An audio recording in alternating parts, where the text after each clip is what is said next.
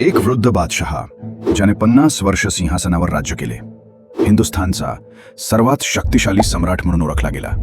पण शेवटी त्याच्या मृत्यूपत्रात फक्त एकाच हिंदू राजाचे नाव येते, छत्रपती शिवाजी महाराज. हा बादशहा कोण आणि त्याला मात देणारे योद्धे आजच्या शेवटच्या भागात आपण पाहणार आहोत. वीर धनाजी जाधव, ज्याने औरंगजेबाला तरफडवत मारले. जर तुम्ही पहिला आणि दुसरा भाग न पाहिला असेल तर आत्ता लगेच पहा, कारण ही कहाणी एकमेकांशी इतकी घट्ट जोडलेली आहे की एक शब्दही चुकता कामा नये. मराठे कधीच थांबले नाहीत. वीर धनाजी जाधव यांनी अवघ्या काही महिन्यात 80,000 मराठा फौज गोळा केली आणि 4 मार्च 1706 रोजी गुजरातवर विजयी चाल केली.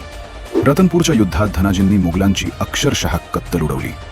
नर्मदा नदीचे पाणी मुघलांच्या रक्ताने इतके लाल झाले की नदी स्वतः रक्तवाहिनी बनली. मुघलांची अर्धी सेना तिथेच संपुष्टात आली. गुजरातचा सुभेदार अब्दुल हमीद खान धनाजींच्या पायाशी नतमस्तक झाला आणि मोठी खंडणी देऊन जीव वाचवला. या एका विजयाने धनाजींनी गुजरातात मराठा साम्राज्याचा डंका वाजवला.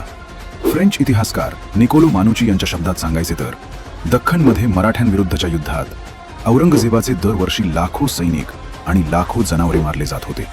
खजिना लुटला जात होता. मुघल खजिना पूर्णपणे कोरडा पडला. औरंगजेबाने अकबर जहांगीरचा साठवलेला खजिना उधळला.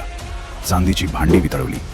4 कोटी रुपये खर्च केले, पण तरीही हाती काहीच लागले नाही. 17 वर्ष मराठ्यांनी औरंगजेबाला फिरवले, हैराण केले. तो वृद्ध झाला, दात पडले, चेहरा भयंकर आणि थकलेला झाला. शेवटी दिल्लीला परत जायचे होते, पण मराठ्यांनी अहमदनगर घेरले. उपचार मिळाले नाहीत आणि 3 मार्च 1707 रोजी अहमदनगरात तो तडफडत मेला. हिंदुस्थानचा बादशाह होण्याचे त्याचे स्वप्न त्याच्या कबरेतच पुरले गेले. आणि सगळ्यात मोठा धक्का म्हणजे औरंगजेबाच्या मृत्यूपत्रात फक्त एकाच हिंदू राजाचे नाव घेतले गेले, छत्रपती शिवाजी महाराज. कारण तोच एक राजा होता ज्याने औरंगजेबाला पहिल्यांदा झुकायला भाग पाडले आणि ज्याच्या वारसाने त्याला पूर्णपणे संपवले. मित्रांनो, शिवरायांच्या स्वप्नाने सुरू झालेली ही लढाई धनाजींसारख्या वीरांनी पूर्ण केली आणि औरंगजेबाला धूळ चारली. ही सिरीज तुम्हाला आवडली असेल तर आत्ता 2000 लाईक्सचे टार्गेट पूर्ण करा. चॅनल सबस्क्राईब करा, बेल आयकन दाबा, कारण नवीन सिरीज लवकरच येते.